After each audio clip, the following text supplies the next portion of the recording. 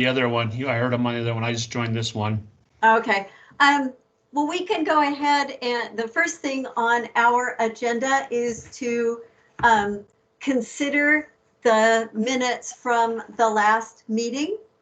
Are there any changes or additions to the minutes?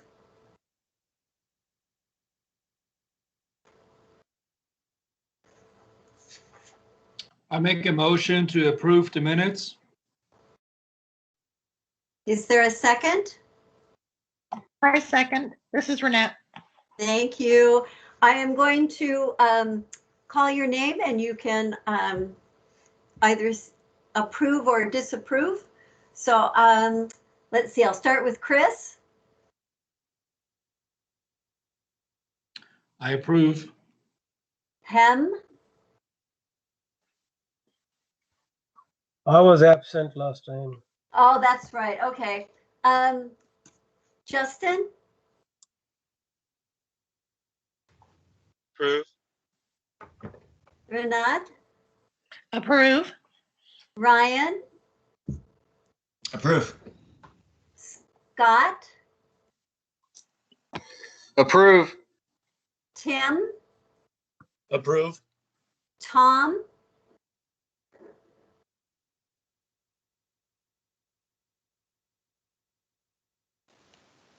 Approve.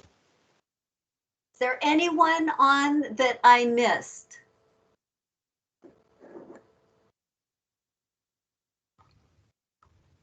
Okay. And for Kate, just for Robert's rules, they don't have to be attending the meeting to approve the minutes. The voting to approve the minutes just means you've read over them, you approve them.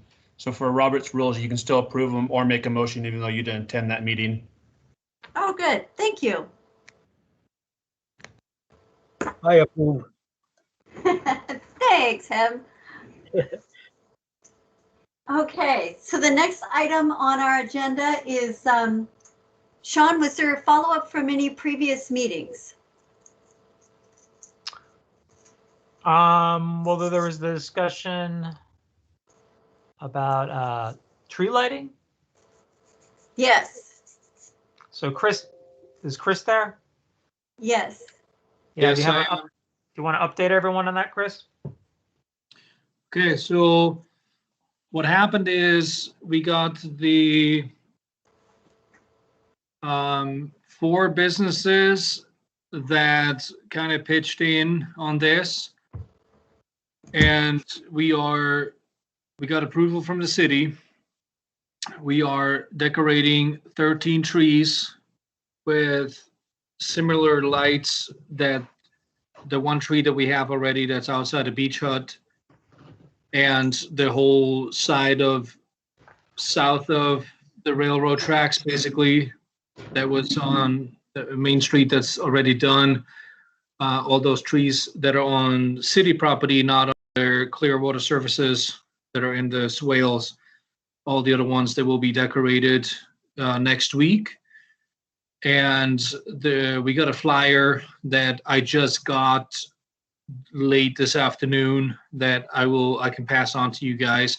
It's called Light the Night, and that will be kind of published between the businesses, hopefully the city and chamber, TDA, whatnot. It's all kind of last minute stuff, but been talking to Sean by email for the last few days, and as I said, just got most of the flyer stuff just in today, so I will pass that on if you want to look at it. But that did happen. It was funded by the 4 businesses that are participating in this. The city is providing electricity, so to say, and the trees. Well, that's great. Thank you.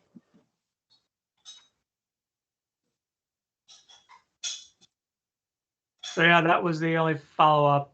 That won't be covered in a later part of the meeting. Okay.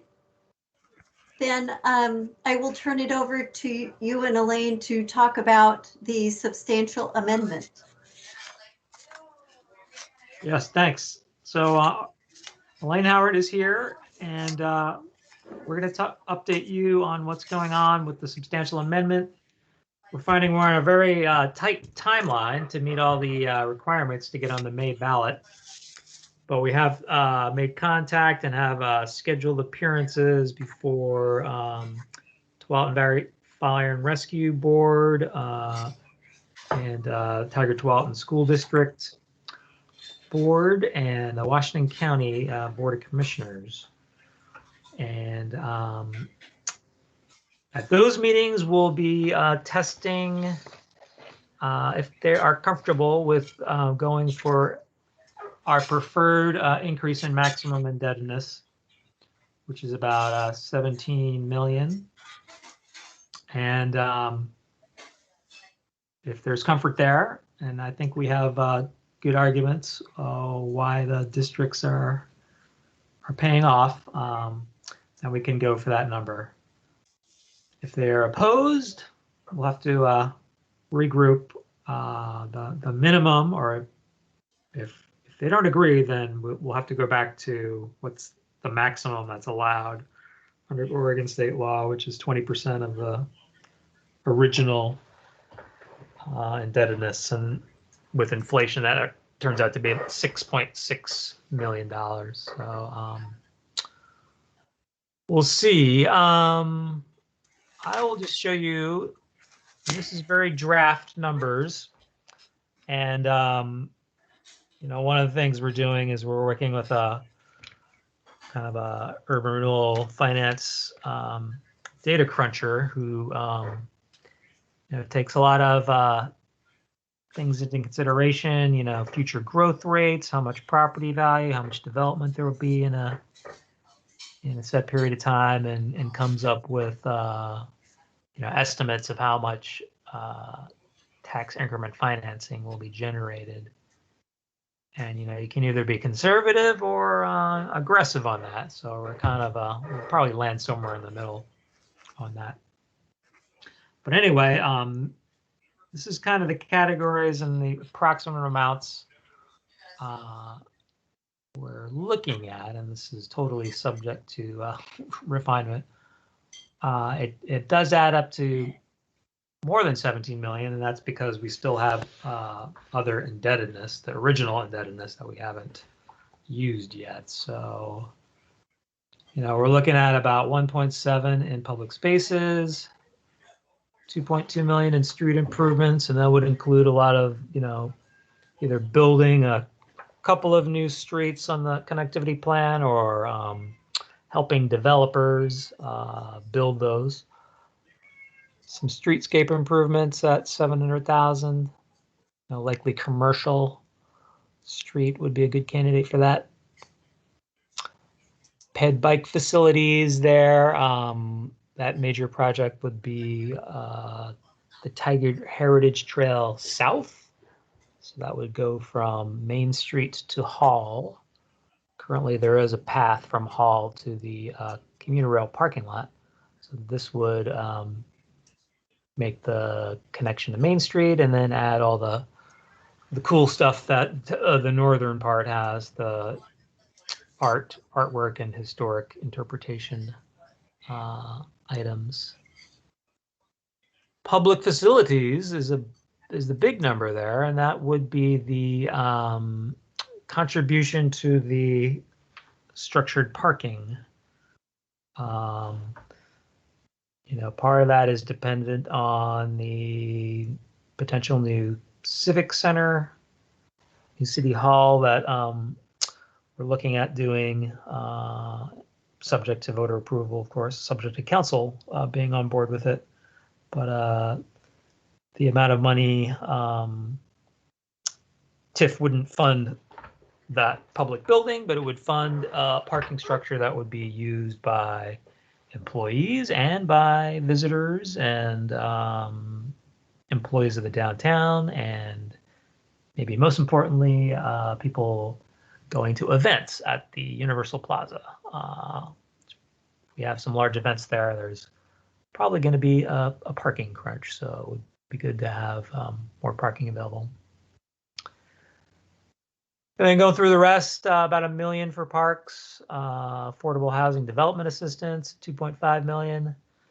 Planning and development assistance, that would include the, the matching grant program along with any direct investment in for-profit mixed-use buildings that we think would be good adds. About 4 million for property acquisition. So that would be acquired either for a public purpose or perhaps to sell off to a developer. And about 2.5 million for administration of the plan. Any questions or comments on those?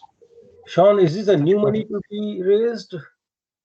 24 I'm million? sorry, I couldn't quite hear your question. This $24.5 million, is this new money to be raised? Well, 17 million is the new tax increment financing we would like to get approved. First by the taxing jurisdictions and second by the voters. And then the rest of that, the 7 million balance is what is left in the currently approved maximum indebtedness. It's also, there's inflation factor in here too. I'm thinking about since interest rates are low right now compared to 2005 when this plan was initiated. So even with increased indebtedness, the payment the city will be obliged to pay may still be not that much more actually. That's a very good point. It would be a really good borrowing environment. So this money is raised less by on you take the whole money, get the loan at one time. How does that work? I'm not sure. I don't know. Well, it's based on how much increment is being generated. So basically, a bank is only going to loan a certain amount of money based on the income of the district. There's all different things about the full faith and credit of the city versus just what's being generated in the district. Kind of don't want to get too much into the weeds, but correct me if I'm wrong, Elaine, the interest paid on the debt doesn't count towards the maximum indebtedness, right? Correct. The interest paid does not count. And the reality is we don't have enough income annually to issue that full amount of debt. So unfortunately, some of that will be issued in the future where we don't know for sure what those interest rates are. So I think you're right. The best thing to do is to issue as much as you can with the low interest rates now. But the reality is there'll still be a lot of debt that will have to be issued in the future when we don't know for sure what those interest rates will be.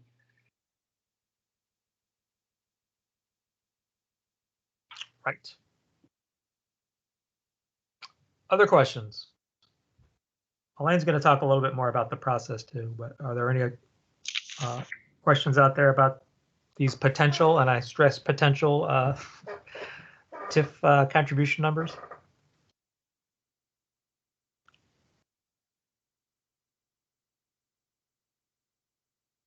Okay. Elaine, can you fill in anything I missed on the process? Yes.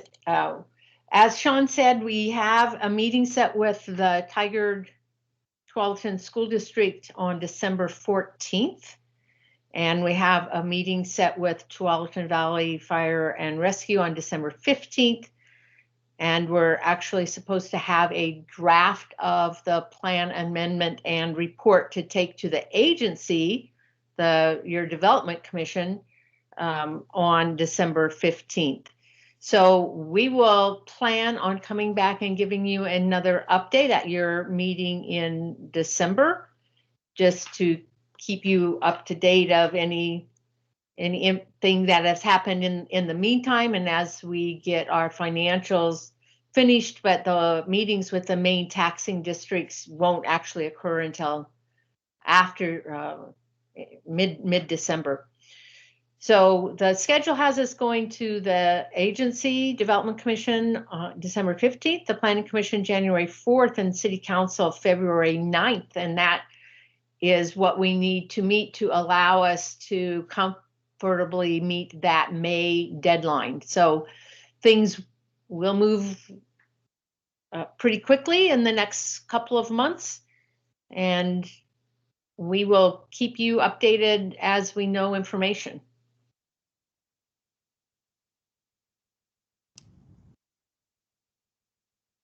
Great. Any questions out there? Yeah, I had a question. This is Ryan. I'm wondering about what the feeling might be about how to market or get voter support for this amendment, knowing that there's been some, at least, recent reluctance to approve additional public funding. So I'm curious if there's been any polling done on like how popular this would be. And then also just as, I guess, part of that discussion or conversation, what's the demand? Like, I just want to know that we can explain why this is needed now. Like, has there been so much demand, or is the need for this now really clear, and are we able to articulate that to voters?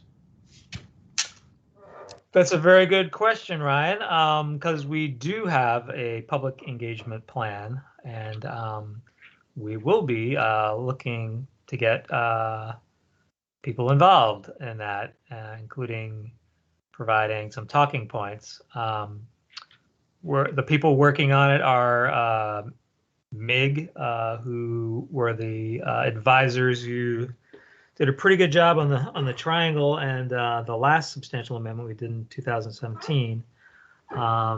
They produced that video, that kind of cartoon video, and we're gonna probably do something similar, maybe even reusing some of that footage.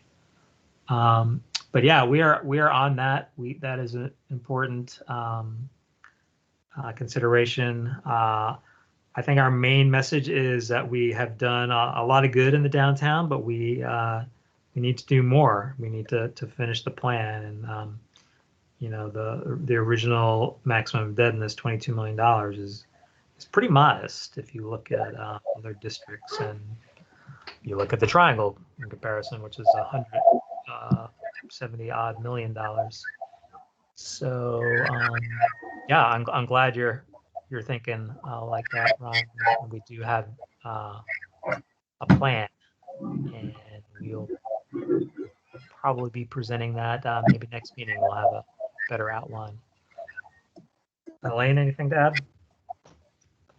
No, I think that was a good summary, and part of the work that MIG is supposed to be doing is doing those talking points that will allow all of you to be able to answer those questions in the same way, using the same kind of verbiage so that people understand what it is the city's doing and why. So they're developing that content right now, and Sean and I will be able to share that with you at the meeting, I'm thinking.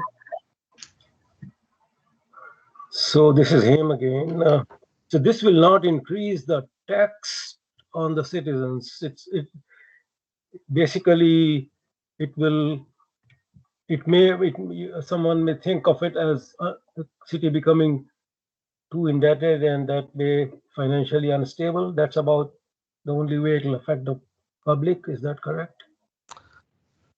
That's right. And the last for the triangle vote in the voters' guide, we were really clear on saying that it's not a new tax and doesn't raise taxes because it doesn't affect your individual property tax bills. See, if it's promoted like that, I would think it should not be, people should not be against it because it's self-sustaining. The additional indebtedness is paid off by increased revenue due to the improvements. Yeah, that's right. That's Yeah. part of the message too, that you make this investment now, and then at the end of the district, it's property values are a lot higher, and property taxes will increase. I mean, income from property taxes will increase, not increase property taxes. And I think Tom had a question. Yeah, I can't see who's raising their hand. Sorry, because No, that's okay. I'm watching. okay. Thank you, Kate. Sean, Elaine, I wanted to find out if there's any kind of support you need in terms of making the pitch to the school district or to TVF&R that this commission might be able to provide.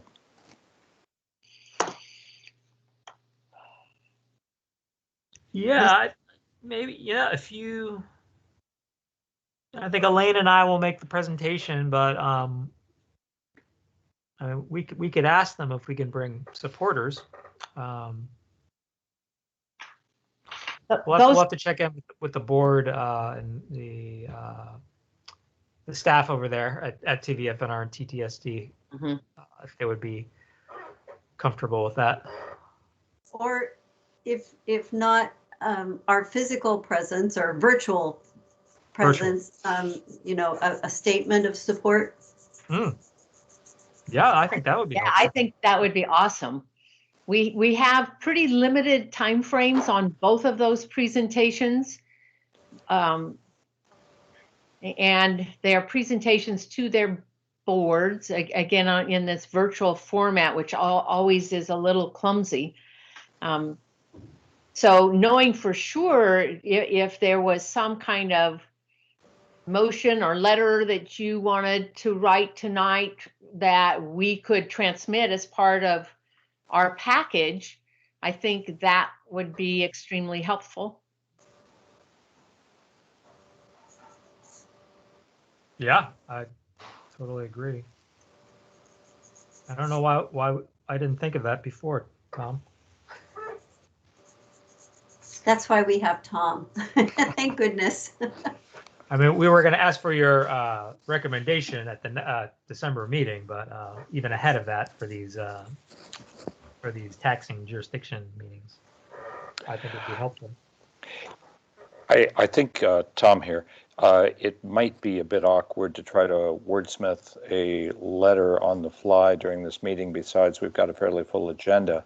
If it is acceptable to the commission, perhaps Kate and I could work on banging something together in the next day or two, get it out to folks by email, and see if it passes muster to have Kate sign it on behalf of the commission.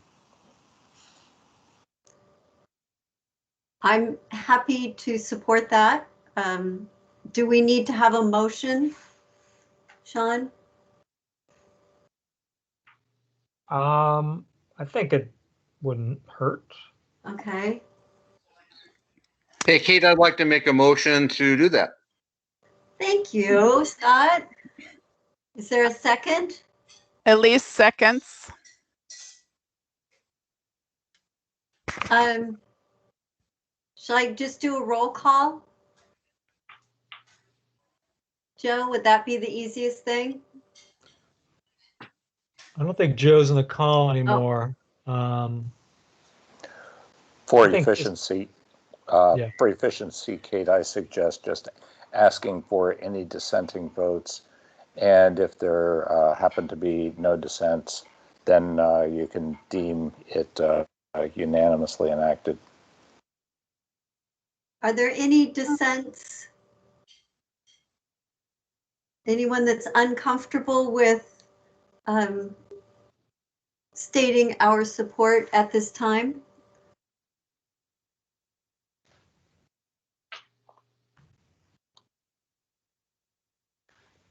then we will consider it passed.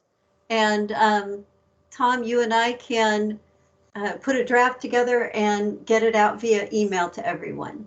Oh, Scott?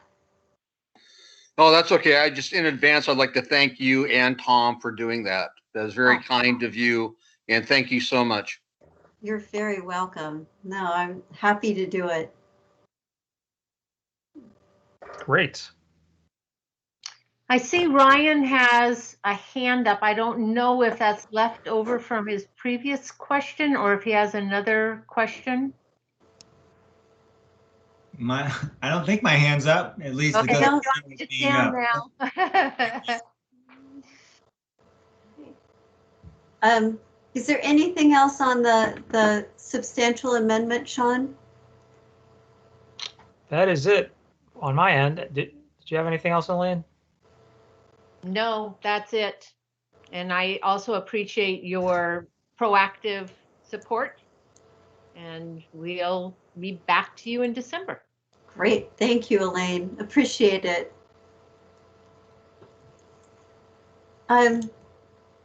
I think next on our agenda, Sean, is development assistance criteria. Yes. So in your packet, there was a lengthy memo from Leland Consulting. And remember, this is part of the New Tiger Triangle work that we did. That is just about wrapped up. We'll have a presentation on the final, documents, what came out of that soon. But an important thing we wanted them to look at was this whole question of development assistance. And for those of you who were on the board last year, the question really came up when we were considering the request for development assistance for the what is now called the Overland project on 72nd and Dartmouth, which I believe is underway. Construction's underway. And, we had some, vague criteria, but we felt we really needed to have a more defined, more, objective process in doing that kind of assistance. And so we asked Leland to take a look at run around Oregon and I think even some other states.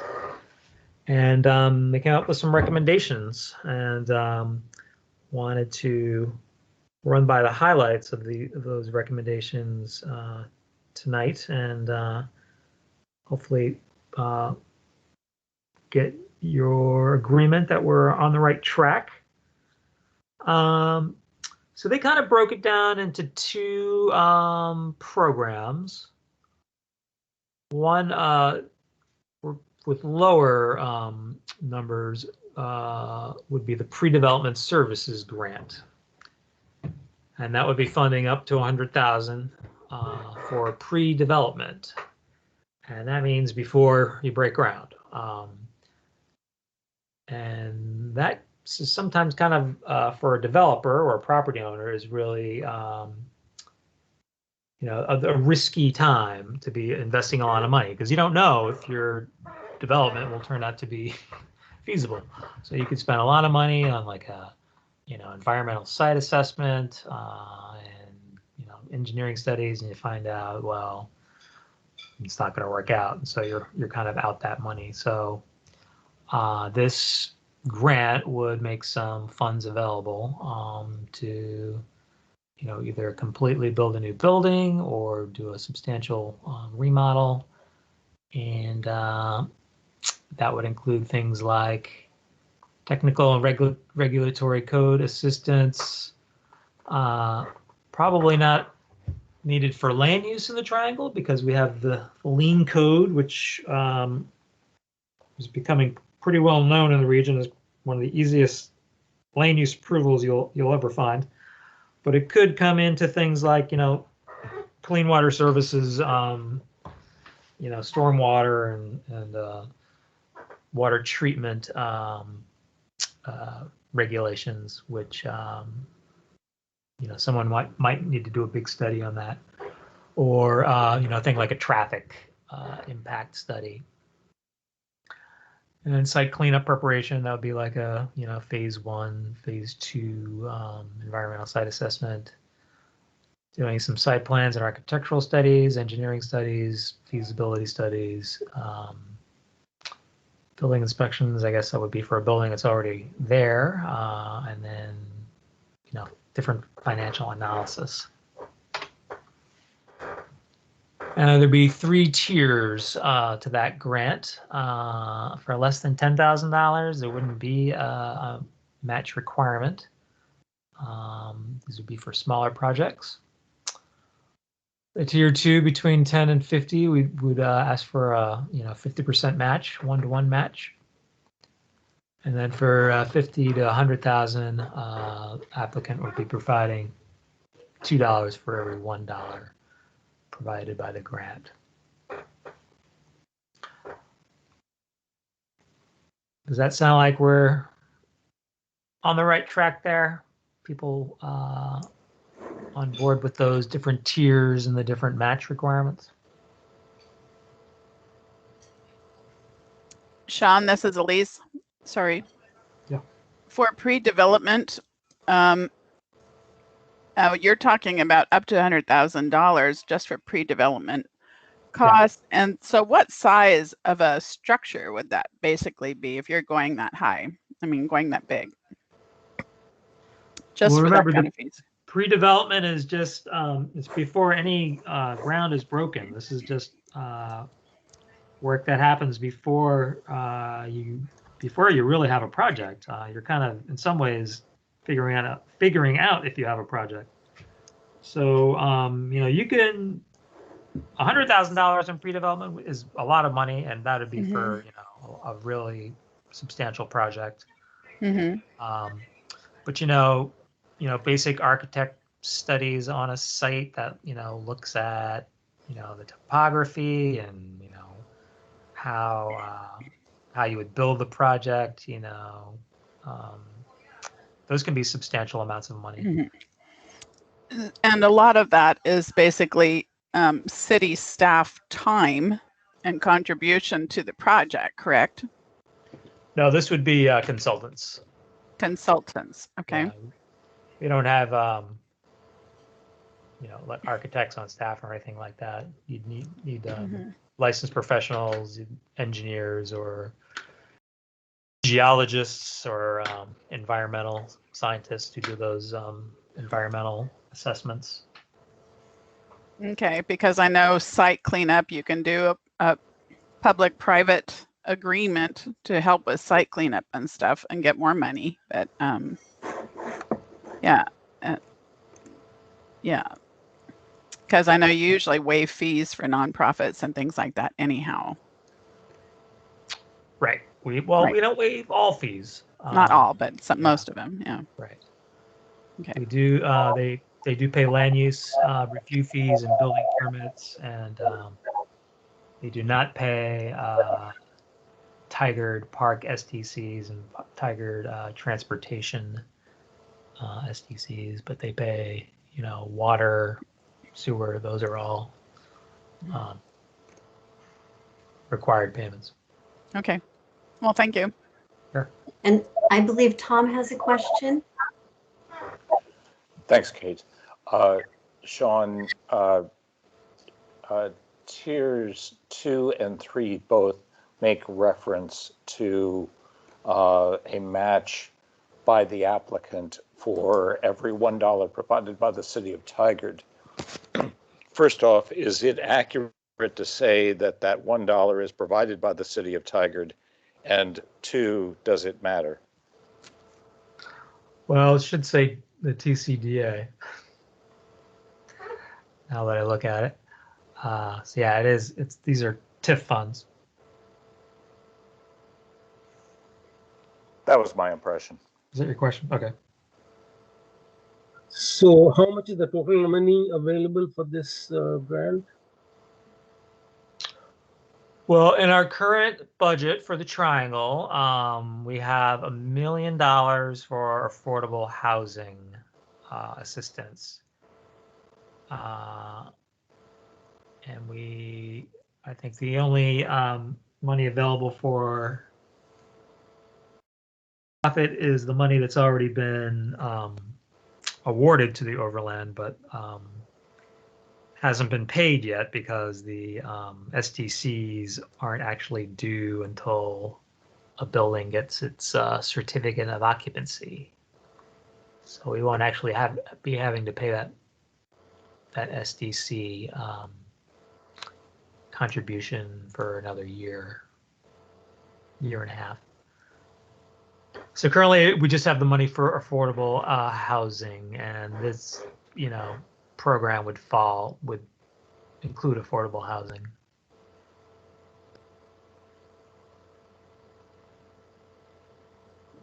Thanks. But in a future year, we'd want to figure out how much is a good amount to include.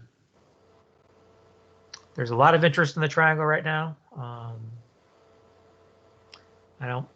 A lot of these projects, probably be funded by the private developers, so we don't want to just be giving money away that we don't have to. We want to kind of reserve it for the harder projects, for the affordable housing projects, for the projects that are doing something that the triangle really needs and maybe isn't as safe a bet as, say, apartments are.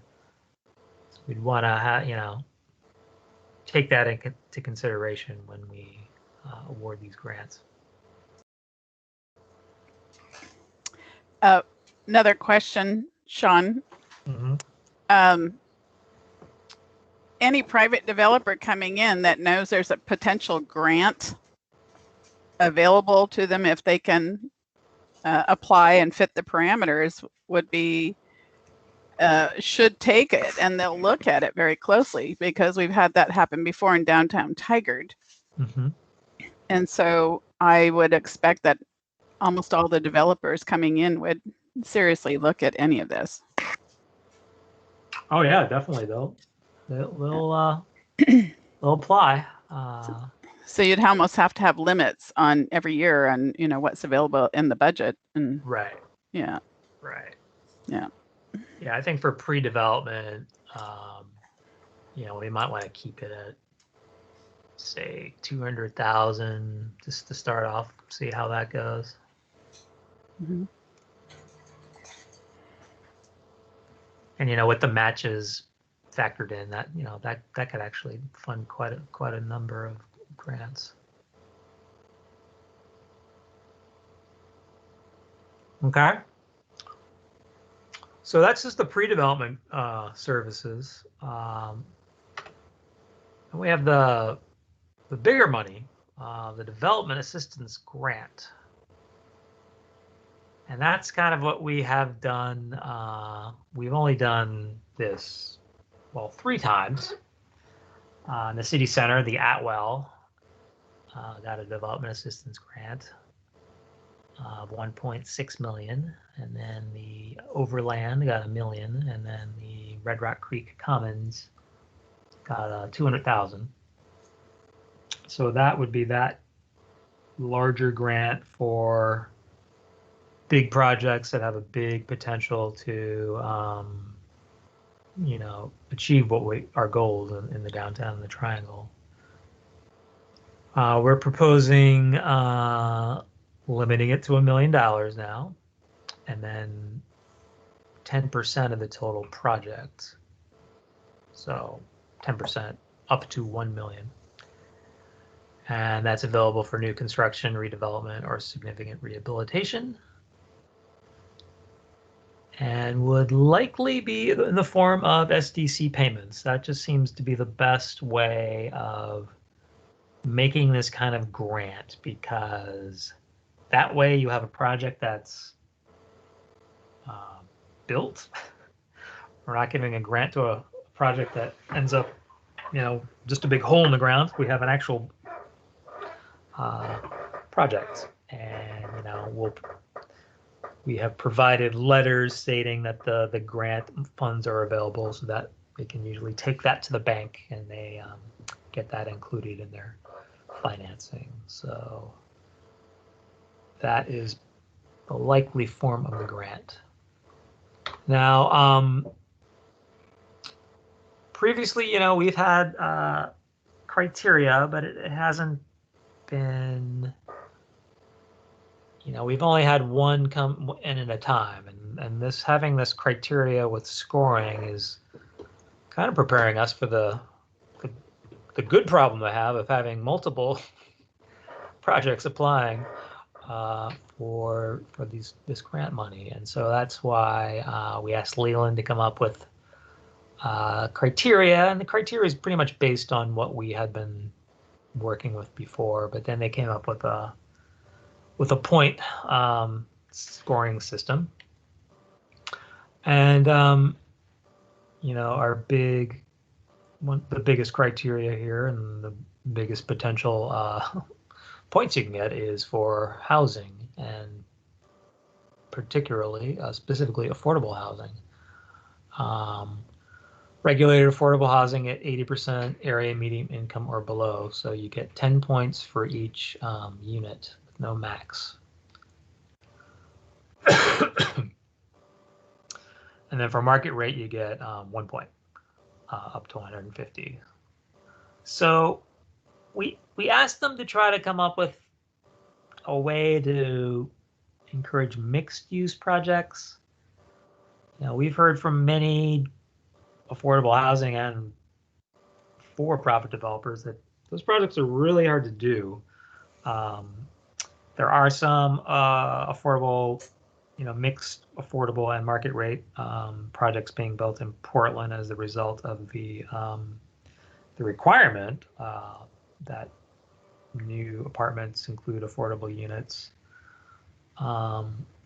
We don't think the Tiger market is quite ready for that, to require developers to provide those units. So that's why we have the system. Who knows? It could work out that a for-profit developer, includes a few affordable units and gets some grant money. You never know.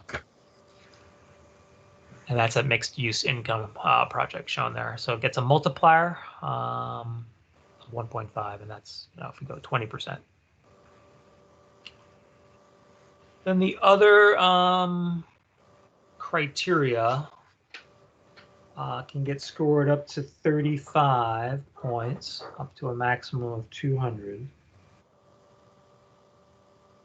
And those, first off, are public amenities.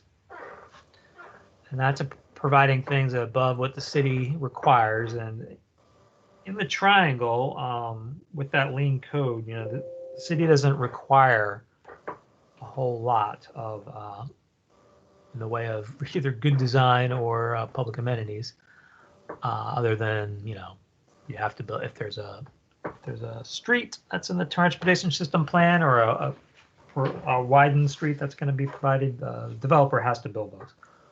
But if they go beyond that, then they could be eligible for points. Same thing with high quality urban design. That's pretty discretionary what is good urban design, but could be things like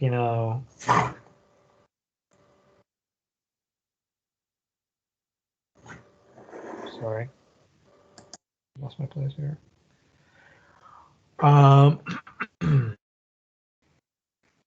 More landscaping, better design.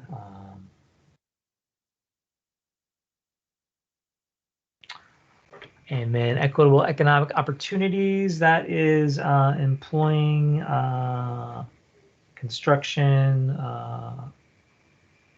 contractors who are minority women and small business enterprises. And then also if they provide at least 1/3 of the project's total commercial space with a minimum of 1,000 square feet at below market rent. So we did take a look at that with the overland. We determined that it's hard to do, but you know, if a developer wants to try to get these points, they can propose that. The next criteria, placemaking and local identity, that is providing things like art, wayfinding, and it is pretty discretionary. Improve multimodal, and this is beyond what is required for their development, but would be things like, you know, if they double the amount of bicycle parking or provide transit passes to their residents or employees, or do things like provide parking spaces for car share and electric vehicle charging, they could get points. Next criteria, mitigating environmental or stormwater issues. So that's beyond, again, what Clean Water Services would require. If they're doing things like LEED, gold or better, they'd be eligible. Also, if they contribute to, you know, things that are in our capital improvement plan that they wouldn't have to have done otherwise, they would get points. And then other green infrastructure, mitigation, tree infiltration trenches, green roofs, porous pavement or pavers, or bioretention. Again, beyond what is required by CWS, they would be eligible for points. And then located in a priority area of the triangle, and this would be determined by staff in consultation with TCAC about what areas do we feel need an extra boost in development. So it's probably not going to be where everyone is building now on 72nd and 68th in Dartmouth. It's going to be areas that are, you know, maybe not getting much attention from developers. So you could be eligible for extra points there. So you got to get a minimum of 200 points to qualify for this assistance.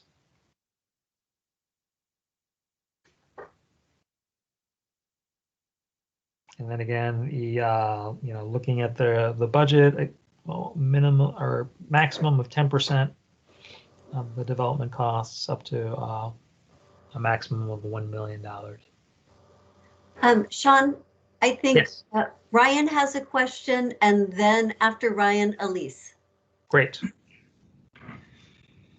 Hey, Sean, I was curious how the Overland project would score under this rubric.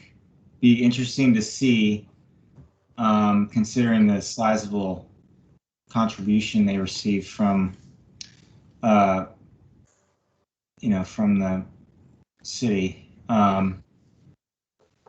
Yeah, that's it. Yeah, well, it would get, they're doing 215 units, but the 150 units is the max.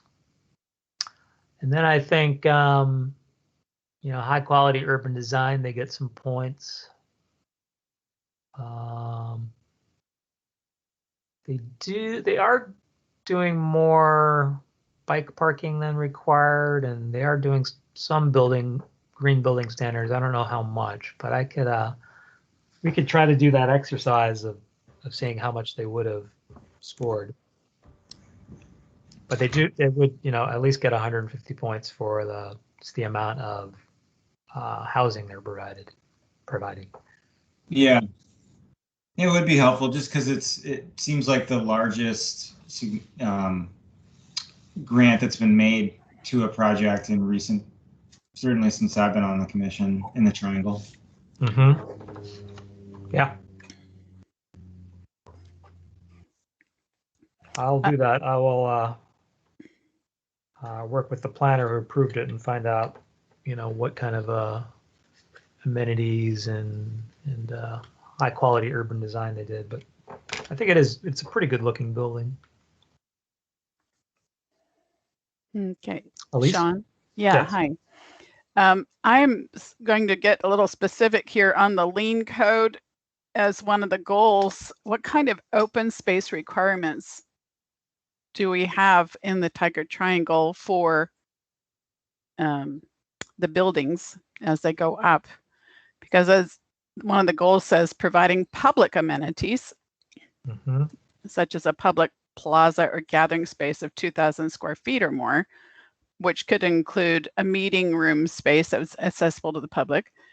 But what about outdoor space for the residents of each building, like a rooftop patio versus private decks, things like that. So what is the lean code requiring in the Tiger Triangle? Yeah, it's my understanding that there is no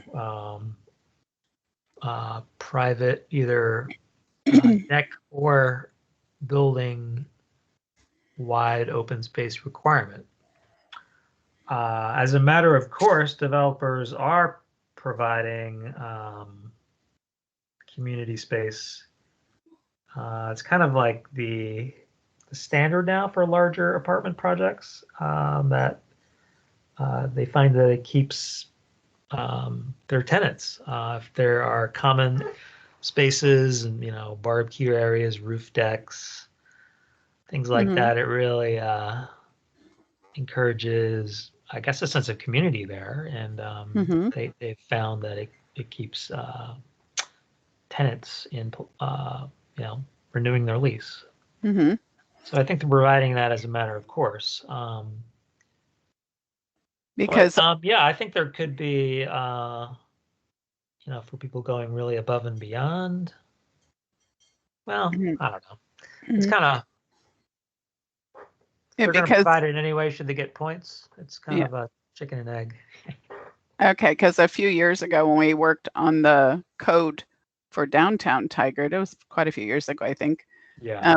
The private open space requirement, we were looking at all the other cities and what the requirements were for each apartment unit, as well as plaza space for the community in the building. And how do you balance the open space requirements for the residents of that building? And obviously the apartment complex on Burnham Street has done an excellent job with taking advantage of their site, their rooftop deck, and private balconies available to some apartments. So that's why I was wondering what the code is requiring. Obviously, affordable housing, they can't pay for balconies. That's one of the things they usually take out. Right. So I would like. Oh, go ahead. I just would like to have that question answered for what the lean code is requiring, Tigard building code for resident space, open space. Yeah, I'm 99% sure that there is no requirement. Okay. We really wanted to simplify the development process. But that is, that's an interesting idea for a way to help developers maybe offset the costs of additional open, private open space. It could also work with the green roof option if, you're trying to encourage them to go that way. Right. Providing a green roof that has a resident patio barbecue facility on the rooftop deck routine. And then with the overlook of the space over the triangle, you have scenery available to you. People want to take advantage of that as well. Yeah.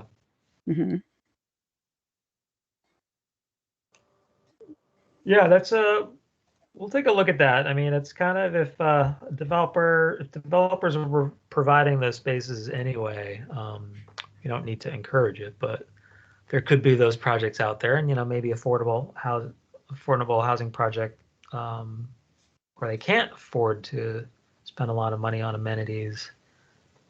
There's always some, but there's maybe not as many as a for-profit. That could be a way to get points. Thank you. Although let's really face it, that any affordable project that applies for this is going to score really well. I believe right? that, They're getting 10 points per unit, so seems like you're almost guaranteed if you're affordable housing to get this assistance, and that's good. That's the way we want it. But I believe that Tom has a question, and then Ryan, do you have a question as well? No, I don't. I forgot to lower my hand. I apologize. No worries, no worries. Okay, Tom? Thank you, Kate. Sean, if my math is correct, it seems to me that it will be very challenging for a commercial project that does not include any housing to qualify for development assistance. It appears that I believe that the maximum number of points available from other triangle goals is 245. The minimum points required to qualify for development assistance is 200. Since each of the other triangle goals can score a maximum of 35, I believe that a developer of a non-housing project would have to score and score pretty high in at least 6 of the 7 goals. Am I interpreting this correctly? you are housing mixed use is kind of what we want to incentivize. There could be some commercial project out there that we would want to assist, but it would have to be pretty special. It'd have to be something that wouldn't get funded otherwise, like a incubator space, or maybe like a commercial kitchen or something for small restaurants. It'd have to be something pretty special and maybe outside of this grant. This grant was really, the focus was on housing and mixed use development. Fair enough. It accomplishes that.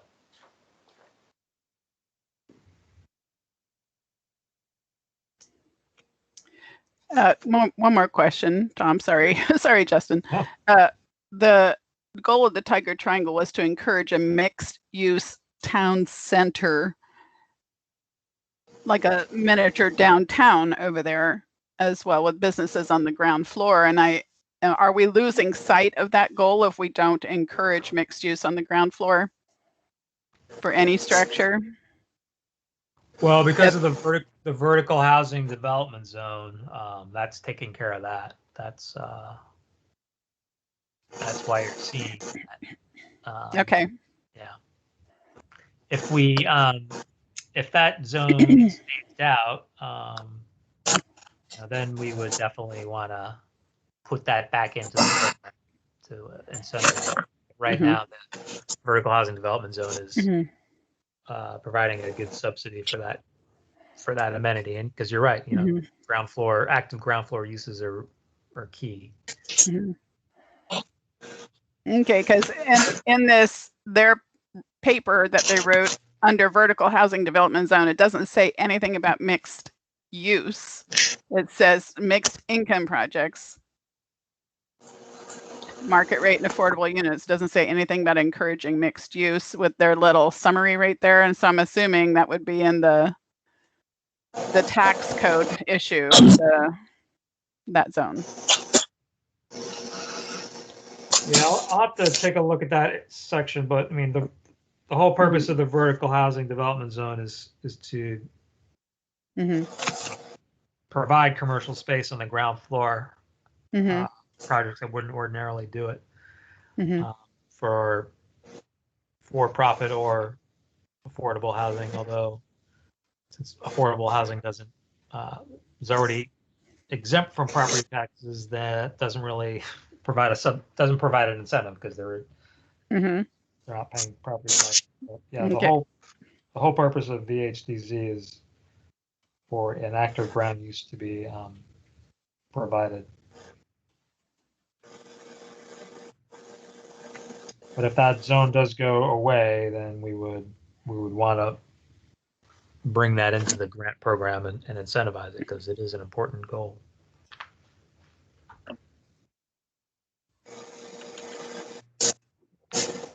This is Justin. I would just link back to that inclusionary housing that Portland observes, and I would extend that might help get some more mixed-use housing if we, look at it in more unique ways. As you mentioned, there's some developers that are already looking at it in unique ways, but maybe we could put our own spin on it and talk about inclusionary housing, not only in the form of housing, but also in the form of business on the ground floor there, especially in the downtown area.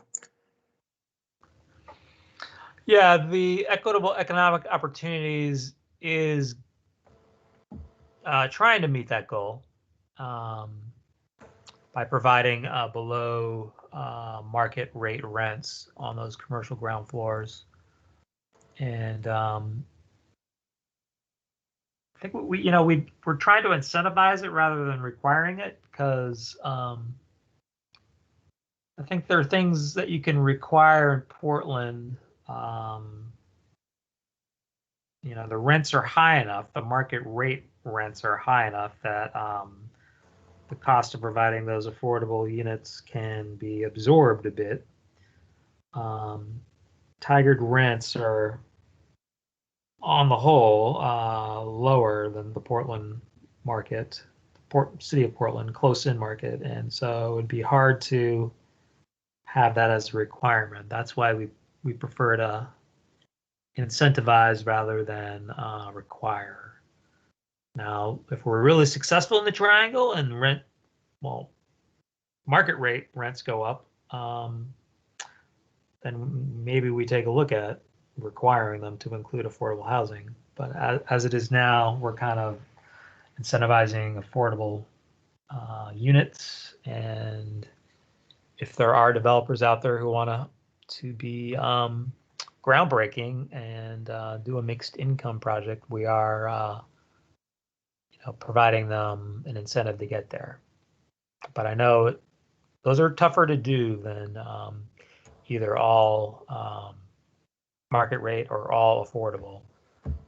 There just hasn't been that many done. There are some, but not a tremendous amount. But I think when we see more of those, we can learn from them and then see what works and what doesn't. Thank you. Thank you. Okay. Thank you, Sean. I think next is the redevelopment action plan. Yes. So just before we move on, people think we're on the right track here with this scoring system and the criteria. All looking good? I would say it's looking very good, on the right track. Okay. I agree. I think it's looking great.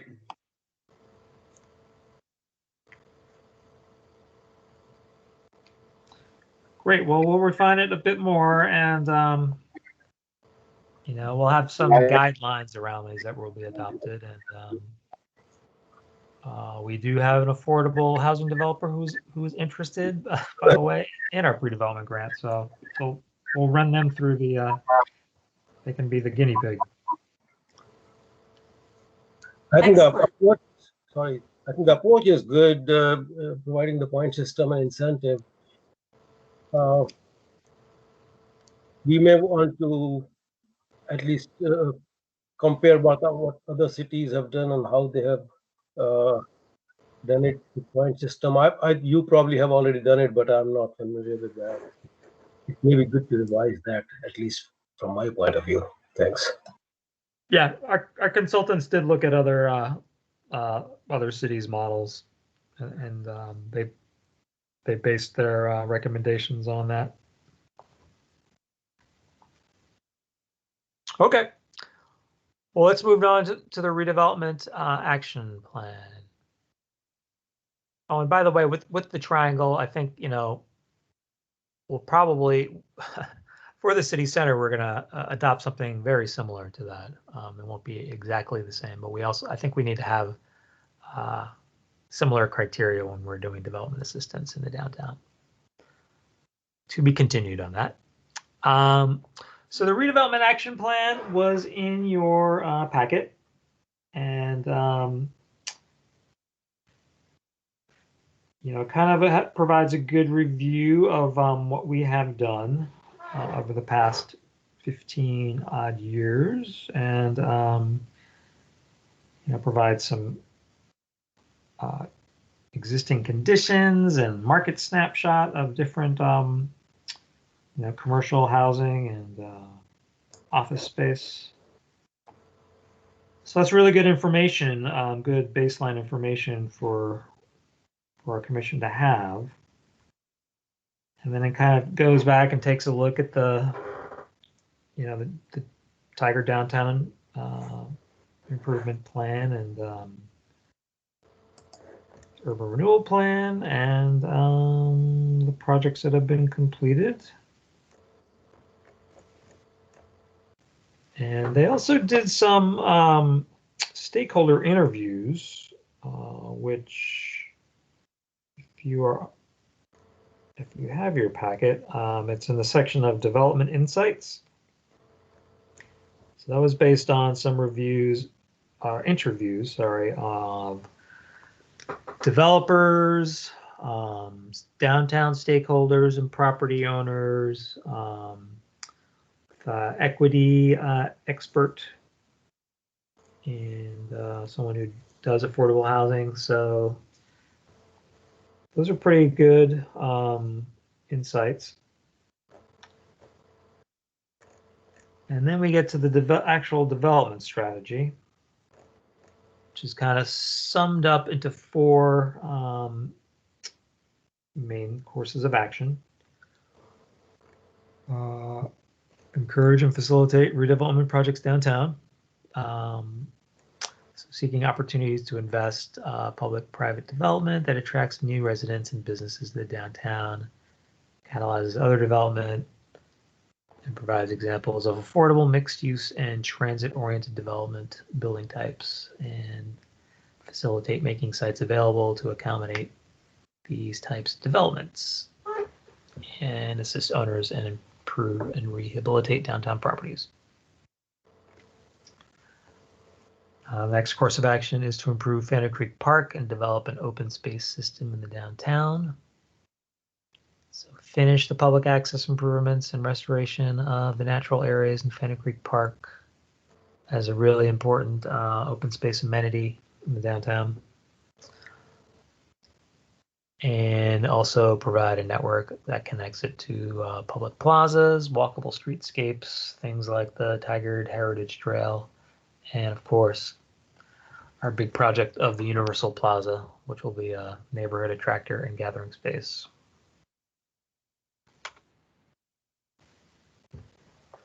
Then the 4th overall recommendation, develop comprehensive street and circulation improvements in the downtown.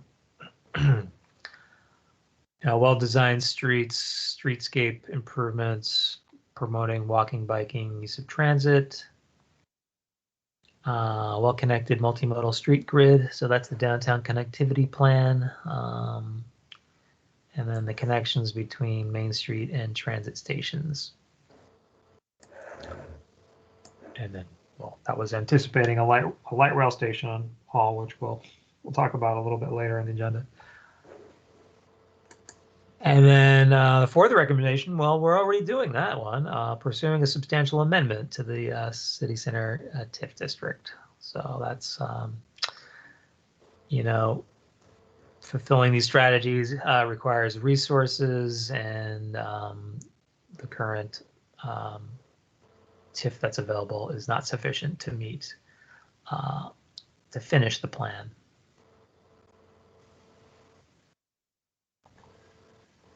And then also in the,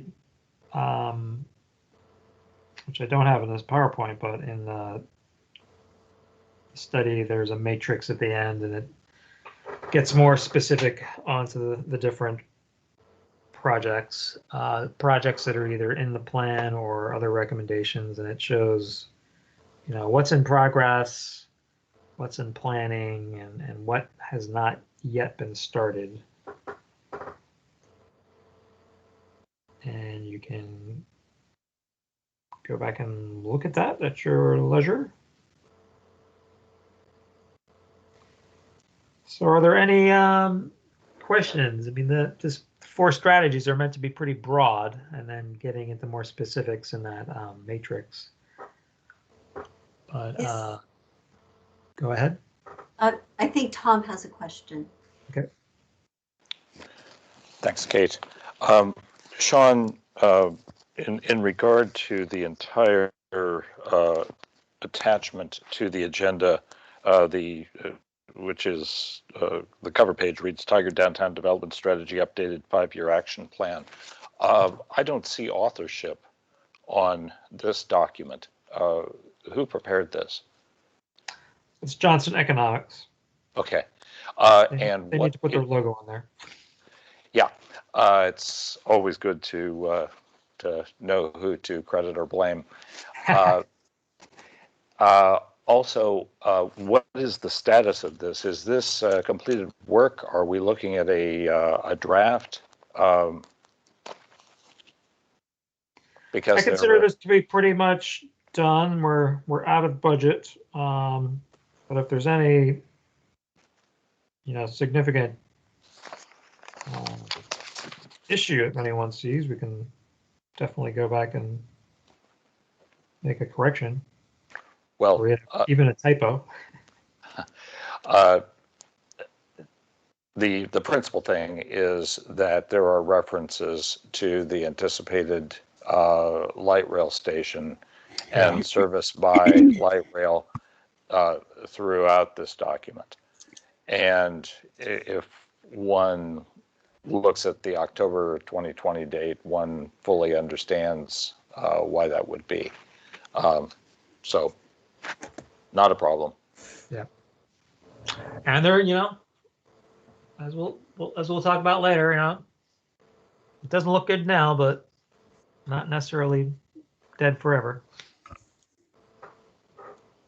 I believe that Ryan had a question as well. Yes. Yeah, I guess my question is just, generally speaking, what's the future of this plan, or what happens next with it? You know, obviously we can look to it as a commission to, you know, kind of guide our decision making and the principles that we're already, I think, working toward. But I guess I'm just curious, sort of, is this going to get shelved? I mean, a lot of plans just sort of end up that way, as, you know, it's sort of a cynical view, but I guess I'd just be curious, what opportunities are there to operationalize the plan so that doesn't happen? Mm-hmm. That's a very good point, and I should have said that at the beginning, that, you know, this is going to guide, you know, our decisions as we move through the plan. So yeah, I do want this to be a document that we come back to, and for you all to make sure we are on the, you know, following the recommendations and keeping with it. Yeah, should have started off by saying that. We do want it to be a useful document that we come back to and guide our decisions. Sean? Yeah. I want to say 2 things. One, I really appreciate page 42 of this plan, listing all the projects for the last 2 years, 3 years that have been going on.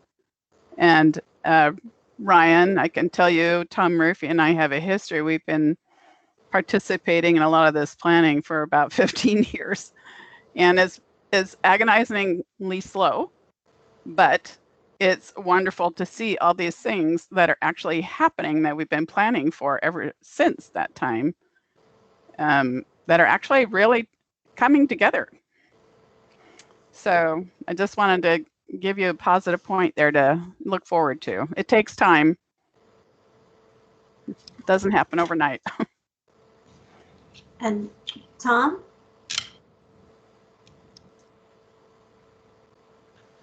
Thanks, Kate. Ryan, I really appreciate the point you made.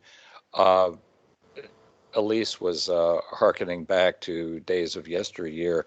I can tell you that very early on in the saga of the downtown urban renewal district, the initial Leland report was kind of the Bible for the then CCAC, and was something that we did refer back to repeatedly to kind of guide and focus our thinking. And I believe that this report can serve the same function, and we need the repeated reminders like you provided.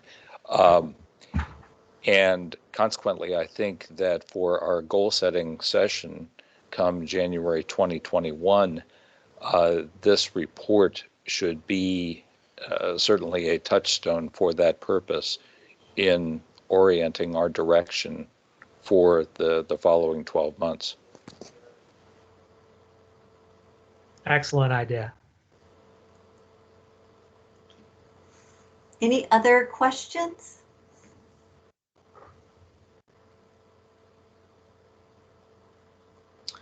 Yeah, so if we still gave out binders, I would say that we would put that report into your binder. But as we don't do that anymore, I would keep it the electronic version of it handy and refer to it. And yeah, I think at the goal setting session, that makes a perfect sense to use that as a baseline to develop your goals for next year.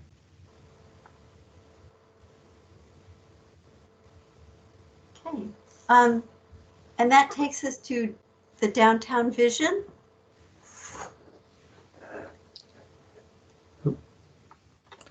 Yeah, so in your packets, and let me bring it up here.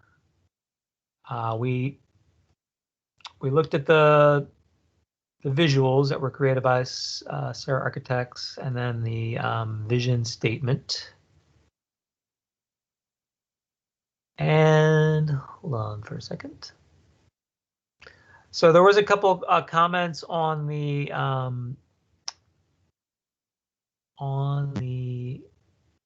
drawings, and I asked Sarah Architects, and unfortunately we are out of budget, and they are not willing to redo the drawings. And they, emphasize it's meant to be conceptual and not gospel. So the fact that there is a building that might be getting close to the floodplain, we shouldn't, it doesn't have any legal standing. And we are, again, as I said, out of budget, and actually at a point in the budget where we couldn't increase it if we wanted to. But getting back to the vision statement, I'm still having trouble bringing this up online here for you. What do you guys see on your screens right now? Hello? We see your your Explorer files Okay. with a CCAC November 20 packet checked. Okay. I'll try one more time.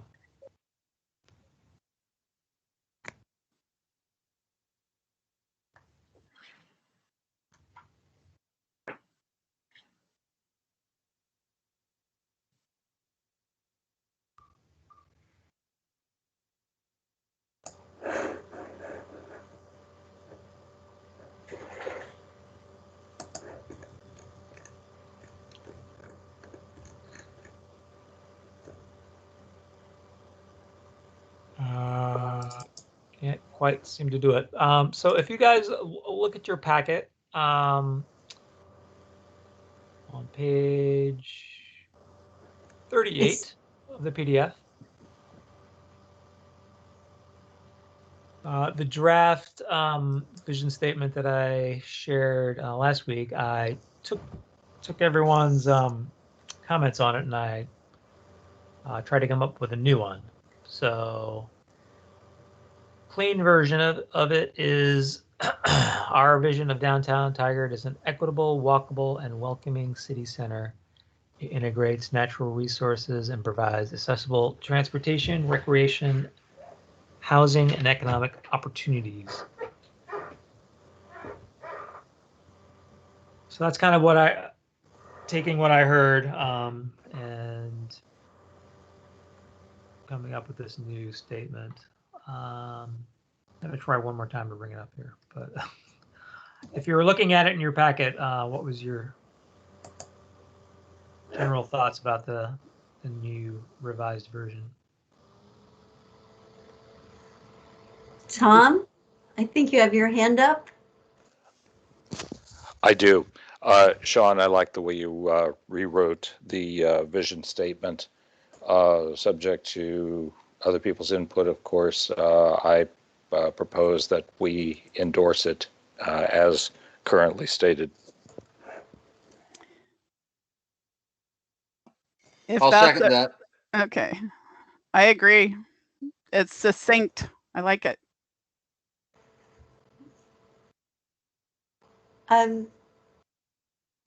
Shall we do this the same way? Is there anyone, we've got a, is there anyone that is in dissent that does not feel that this captures our vision?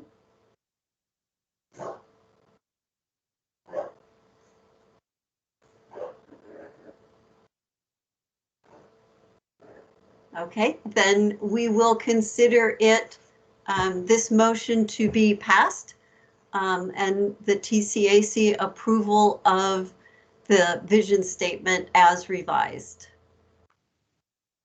Great. And we'll have a package with that, the vision document and the explanations of what the pictures are showing for you at the next meeting. And that could also help. Well, I think it's going to help, for one thing, marketing the urban renewal district, for one thing, the substantial amendment, and then in general, like trying to communicate what we would like to see the downtown look like. Although there are a couple images there with light rail in it, so someday we'll get there. Someday.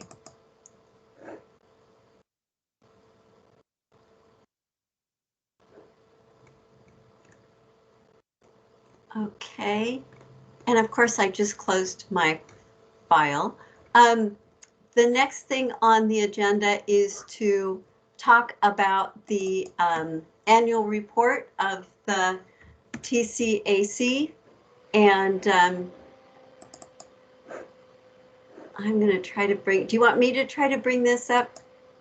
Yeah. And please, share it? Would that be easier?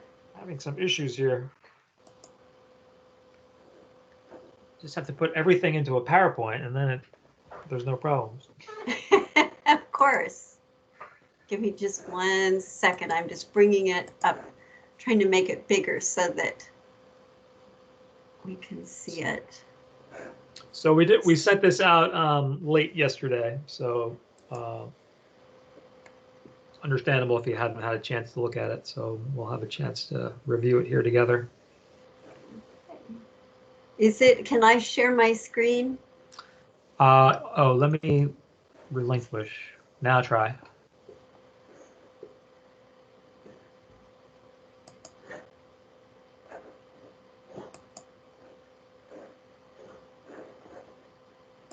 Great. Can you see it? I can. Can everyone else? Awesome. There it is. There it is. Yay. I love it when it comes together. So every year the TCAC submits a yearly report to the TCDA. It is due on the 1st of December. So what I did with the help of Sean and Tom is to look at our goals, our aspirational goal, and then our 4 goals that we adopted at the beginning of the year, and then look back through all that we have done over the course of this year and try to capture that as outcomes against these goals. And I have to say that, you know, I don't know about all of you, but I tend to forget exactly how much we've done in a year, and especially in this year where we actually did not have meetings in April or May, and we have been meeting virtually. So even with all of the struggles and the difficulties, we've still accomplished a great deal in this year. So I won't read it to you, but if you could take, there we go, take a look. Basically, our aspirational goal of walkability, kind of that overarching goal of facilitating opportunities for walkability, equity, and connection across our both urban renewal districts. Talked about the Tigard Street Heritage Trail, which was completed. And the other thing was that, you know, we made a recommendation to support the multimodal path across 217. And, you know, this year we saw support both from Metro and the city of Tigard with a grant application. So we'll see what happens.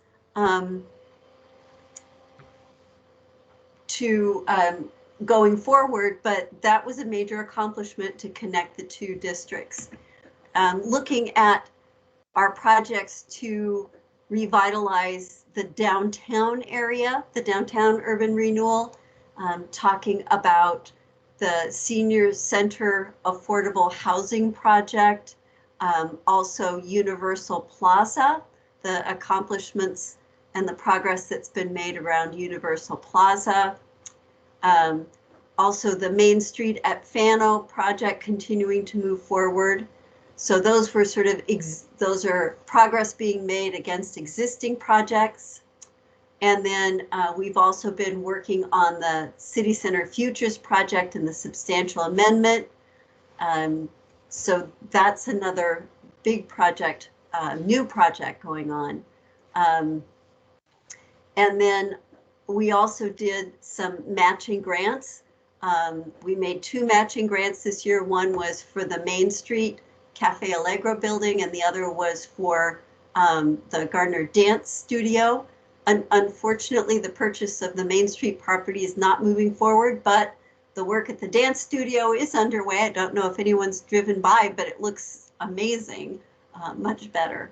So, you know, obviously continue to try to revitalize the downtown district and bring more people in. And then Tiger Triangle, you know, we continue to advocate for the acquisition of land for parks and other infrastructure requirements. We looked at we had a presentation on the Parks Master Plan with an emphasis on the requirements for the urban renewal districts. We also heard from Lori on the Tiger Triangle natural resources and hydrology, and just how critical it is that we preserve and improve Red Rocks Creek, both from a stormwater management perspective and part of the Tigard network of nature trails. We also were briefed on the new Tiger Triangle Phase 2. We continue, you know, the last part of that tonight. And then and in addition, the Southwest 72nd Avenue plans. I know we're probably all disappointed, but we did a lot of work around the Southwest Corridor. We received multiple briefings throughout the year. You know, obviously, our biggest concern was around the design of pedestrian crossings and transit-oriented design.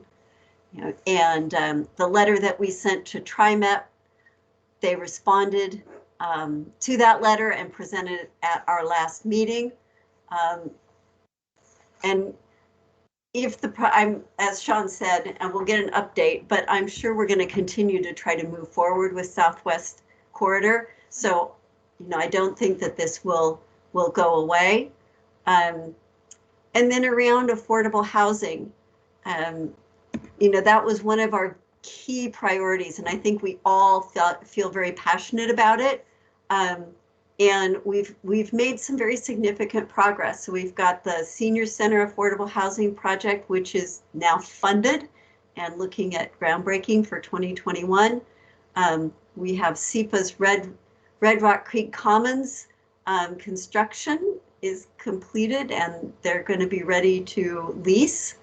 And they are also looking at an additional development off Highway 99. Then, we've got the new Tiger Triangle planning. Not only is it one of our top priorities, but there's funding behind it. So as we talked today, there's $1 million in affordable housing development assistance for the Triangle. And in the Triangle right now, there's currently one affordable project in lease, one under construction, one in planning review, and one in pre-planning. And, who would have guessed that we would be there a year ago? And then around equitable development, this was ranked also a priority in the new Tiger Triangle. So definitely we need to make this a focus of phase 2. So there's $75,000 in Equitable Opportunities Fund that we can allocate. And there's also, citywide, the economic development staff has been engaging with MESO and others on equitable business development. So something that I think we can continue to look at as we move forward. So that's just kind of the recap of all that we did over the past year. If there's anything that I missed, please let me know. And I can't see right now because I'm sharing my screen. I'm having trouble seeing if there's anybody with their hand up. So Tom, perhaps if you could be the one to make sure that anybody that has a question gets recognized, that would be great. So I see Scott with his hand up. Oh, Scott, yes. Yeah, I did receive this and I was able to read most of it ahead of time. But what you have up on the screen, at least for me, I know it's pretty hard to read. And so I don't know if you can limit it to one page at a time and then maybe scroll back through it again. And I also do realize there's a lot about the Southwest Corridor, but we did spend a lot of time on that, and yes. rightly so. So yes. Thank you for all the hard work that you did on that. But if you could just make it maybe a little bit bigger on the screen. Let's see if I can.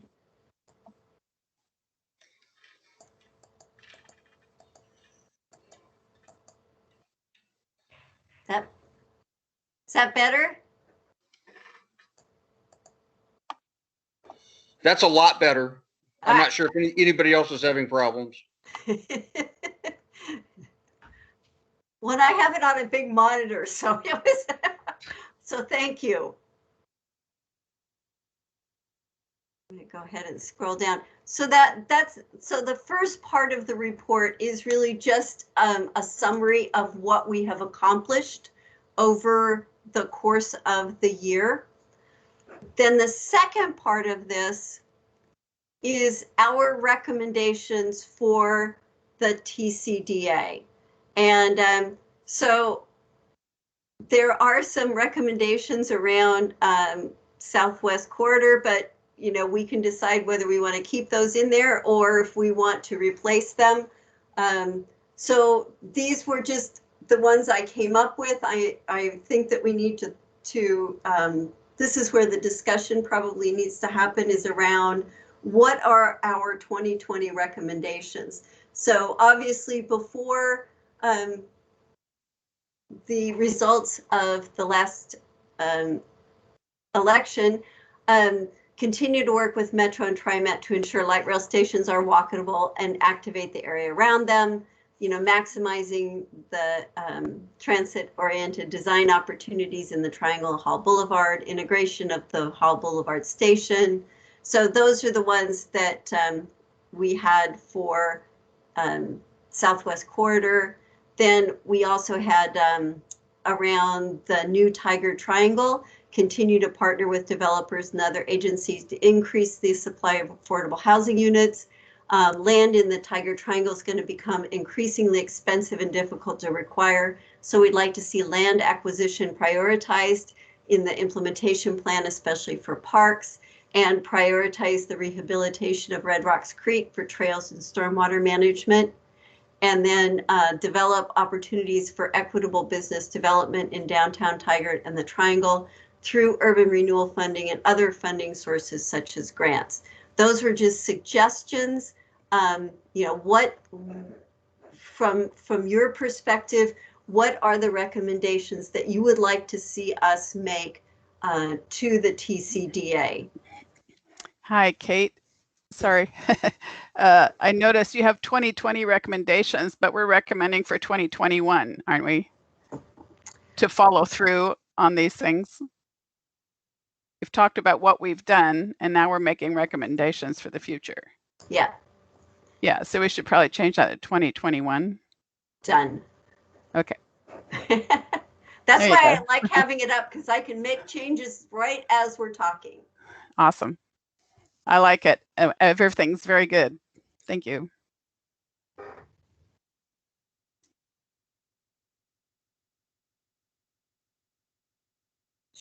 Should we remove the recommendations around Southwest Corridor? Tom has his hand up. Tom? I believe that we should. Okay. There, at this point, I think it's simply too uncertain as to what, if any, of those laudable recommendations are salvageable, at least for 2021. Mm-hmm. I think there's quite enough here without that. May I add one thing to that, please? Obviously, with the ballot measure not happening, we're still going to continue planning for mass transit in the Tigard Triangle. So maybe you could say continue to work with Metro and TriMet to ensure mass transit is available with and et cetera.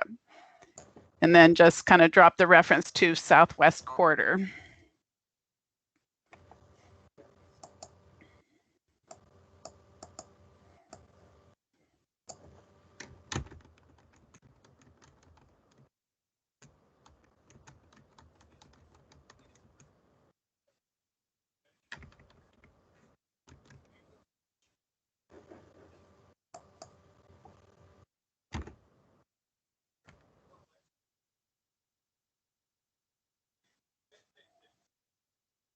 Question, Sean, around the bike and pedestrian access.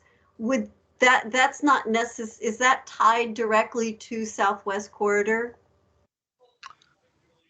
Well, it's not necessarily. There is another overpass location that's in the TSP, and I believe is in the Tiger Triangle plan. That's actually a shorter distance and would include bike and ped facilities, if not the only bike and ped bridge. So I know our transportation planner is still interested in that connection, and I think we should be still interested in the connection between the downtown and Triangle. So while it wouldn't follow the same really long path along with the light rail overpass, there could be another location to do that. So I think we should keep some recommendation in there about keeping that alive, because there is grant funds out there that could fund that. Urban Renewal can provide some funding as well, because there is a bike ped connections in the plan over both I-5 and 217. Right. Other comments? Yeah, Suggestions? this is Ryan. I just wondered if I know the funding measure obviously failed, unfortunately, but do we not want to say something to the effect of, we hope that Metro and TriMet will continue, we'll work with them to continue to pursue funding for mass transit in the Southwest Corridor?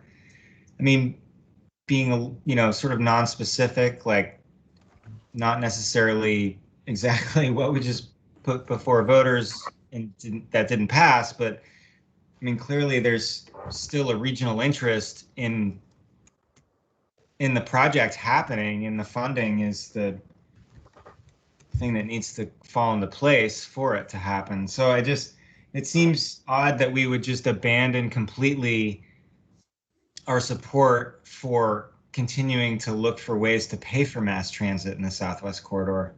Mm-hmm.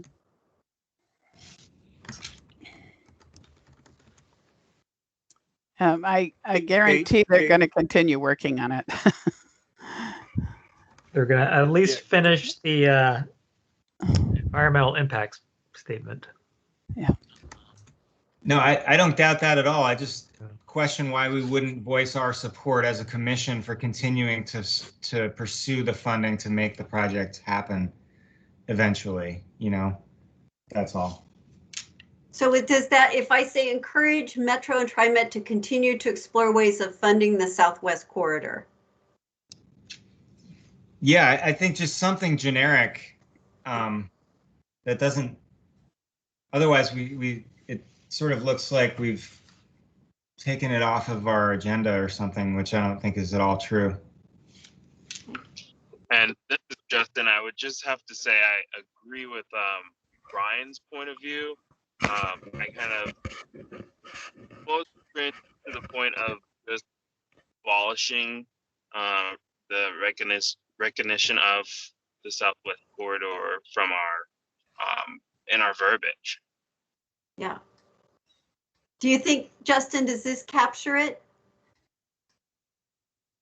I do, yes. Okay, great.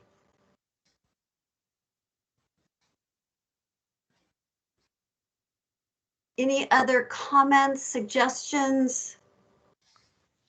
Yeah, that first recommendation might need a little wordsmithing. Yeah. Yeah. Yeah. I just want to try to get everything down, because if you guys feel comfortable with it, with some just additional wordsmithing, then I would like to ask for a motion to support this, so that we can finish it up, and I'll send it out one last time to everybody, and then and then we'll submit it as of December 1. So that gives us a chance to have another review cycle, but I would need to have a motion to for Tom and I to be able to sign this, given with the understanding that we will do some additional wordsmithing and send it out for a final review. Well, I'll make the motion to accept the document with some further changes or wordsmithing. Mm-hmm. I second. Is there anyone that does not feel comfortable with the report and would like us to take some extra time before we approve it? You need to send.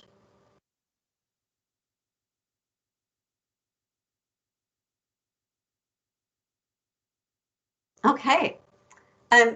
If you have any thoughts as you're reading through this and you just want to drop them via email to me, that would be great.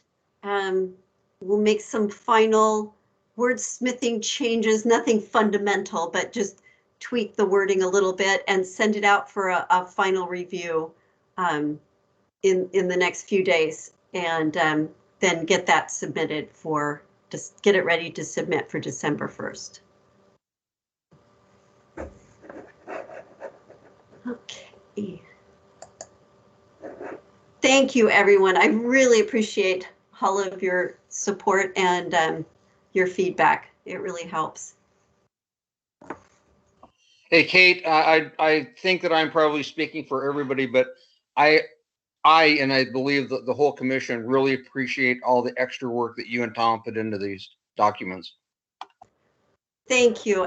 But I have to tell you, it always takes longer than I think it's going to, but I come away feeling at the end of this, I feel like, oh my goodness, look at what we've done. You know, we've really accomplished something. Ryan, do you have your hand up? Sorry, I left it up again. No worries, no worries. Thank you, everyone. I appreciate it. Sean, I think we have some quick project updates and then Southwest Corridor results. Yeah, since we're pressed for time here, I'll just hit the top 3 project updates. So for Main Street at Fano, last night at council, we did approve a 4th amendment. However, Ava is ready to close, and we just needed that extra time to basically file deeds with Washington County. We had to work out a public easement and formalize a lot line adjustment. And Washington County is only accepting paper copies these days, so it's going to take about 30 days. So I consider this to be very good news. Ava is willing to pay cash for the property. They have their building permits, and we just need extra time to do some paperwork. And it was approved last night by the board. For senior, alongside senior housing, the DDA and lease, council approved that last night. So we'll be signing that. There's a few tasks that need to be done between now. I mean, namely them doing their architectural work to actually design the building and all that stuff, all that entails. And there is a committee that will be meeting, I believe, next week. There'll be a couple more meetings with that. So there's 2 TCAC members on that, representatives and city councilor and other stakeholders. But that's another big milestone in this project. Took a while to work out all the details in that lease and the development agreement. So good progress there. And then the last major update is on the Universal Plaza. You'll be noticing some changes going on there in the next few weeks. There's going to be a temporary art installation going up. There's going to be some twinkle trees, they're called. If you've ever been to the Portland Light Festival, you saw those. They're really quite beautiful pieces that'll put people in the holiday spirit, I think. And we are going to be taking down the fence that is currently up there to let people explore, although in a socially distanced manner. Really tough to be doing this during this time.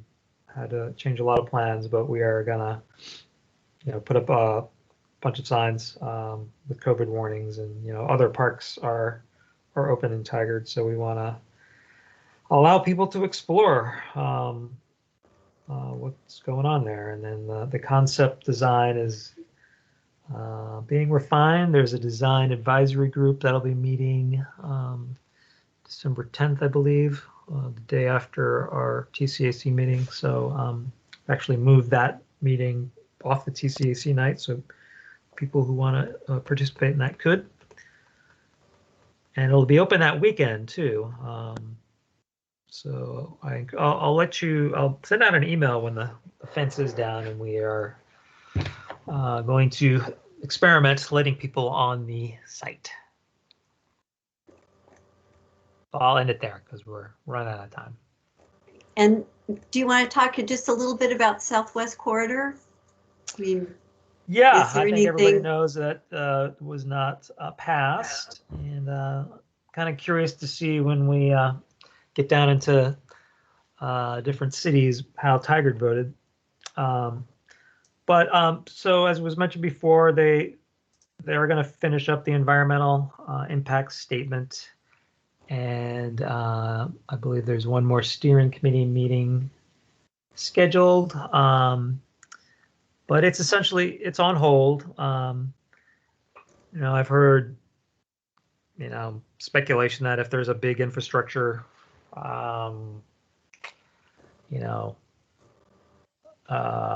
bill coming out of Congress, that maybe we could go for extra money there, but that's pretty speculative at this point. But I think what you've seen in the past is that, light rail projects, especially ones that have gotten, this much work. I mean, there's been tens of millions of dollars spent on designing this thing, that they often come back in either slightly different form or different funding sources are located, or different local funding go back out to the voters and try again with a different funding mechanism. So it is, it's disappointing. A lot of time and effort, money was spent on those designs, but I would, while it's not going to happen in the timeline we were thinking, I still think someday we will see light rail on Tigard. I think that Tim has a question, and then Elise. Yes. Yeah. Hey, Sean. As far as that Main Street at Fano project, is there a kind of a two-part question here? Is there a time frame for when they expect to break ground, and when they do have that information? Coming out of 2020, some of those businesses down there that have had kind of rough times there, I'd imagine that's going to be a pretty major project, interrupting traffic down there for some of those businesses. They might want some advance notice so they can prepare for that. Yeah, the agreement requires them to break ground within a year of closing and to be substantially completed within 2 years. So any street closures, I think, would be temporary and certainly not completely closing down the street. There'd be flaggers. There is, a way of staging it, I believe, that would not require closing down the street. And in fact, a lot of the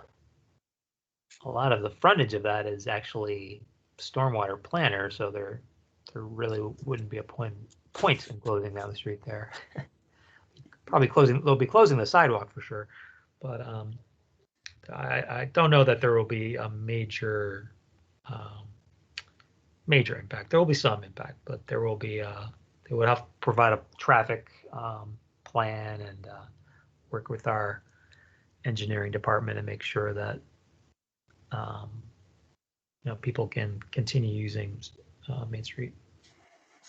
Okay, thank you. I was just thinking more for particularly if next summer, if businesses are starting to be able to, the restaurants down there starting to open up again, then if there's going to be interruptions and tough for people to get down there, that could be another little whammy hitting them. So anything that they would know to help prepare them or have some expectations, I think would be beneficial for them. Yeah, I agree. And then Elise? Yeah, I was just going to let the committee know that there will be another meeting tomorrow night, probably the last meeting, I would think, of the Citizen Advisory Committee that worked on the Southwest Corridor Light Rail project. It's a Zoom meeting tomorrow night at 5:30 to 7. And so public comment will be taken before the meeting if anybody wants to make a public comment. We're going to have an election results discussion, the FEIS publication and buttoning that up. And then afterwards, there'll be a roundtable discussion on key takeaways from the Southwest Corridor planning process. And that won't be available to the public to participate in that last part. You can participate at the beginning, and you can also send email comments in if you want to send in commentary on the takeaways from the process. So I can tell you we just finished writing a letter for another grant for the pedestrian bicycle path over Highway 217 2 weeks before the election. And so, of course, the disappointment with the bond measure failing. All I can say is, oh, well, they're putting it in a file for however they get it going again, Yeah, let us know the next meeting, at least how that last meeting went. Sure, I'll be taking lots of notes. Thank you. Are there any liaison reports? Elise kind of gave us hers on Southwest Corridor. Any other liaison reports? Not currently from the TDA. There's nothing new going on right now. Okay, thank you.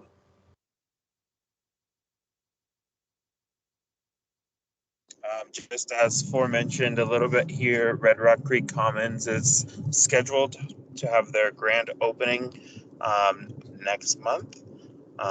So stay tuned for that. They will have a Zoom grand opening setting. Nice. Excellent. Yes, definitely. Justin, share that with those of us on the TCAC. We'll look forward to that. Any other liaison reports or non-agenda items? A couple quick non-agenda items. There are interviews scheduled for the TCAC next week. I believe we had 14 applicants. I'm not sure if we have 14 interviews set up, but a lot of interest in the TCAC, and some of you will be interviewed if your term is coming up. So I'll be seeing some of you next week. And then the other thing, just to quickly follow up on, we did send flowers to the spouse of Terry. Oh, thank you. On behalf of city staff and commissioners. Thank you. On that note, Sean, would someone from this committee like to volunteer maybe during one of the next council meetings, just say something about her or I don't know who maybe knew her well and wanted to maybe do that? John, this is Kate. I'm happy to do that. Okay, Sean, if you want to see what council meeting you could get Kate on to do that. Okay, I will. Thank you.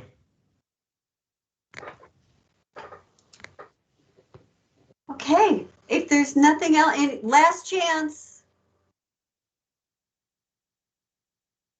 Okay, then I will officially gavel this meeting to a close. Thank you everyone for your time tonight, and we'll see you next month.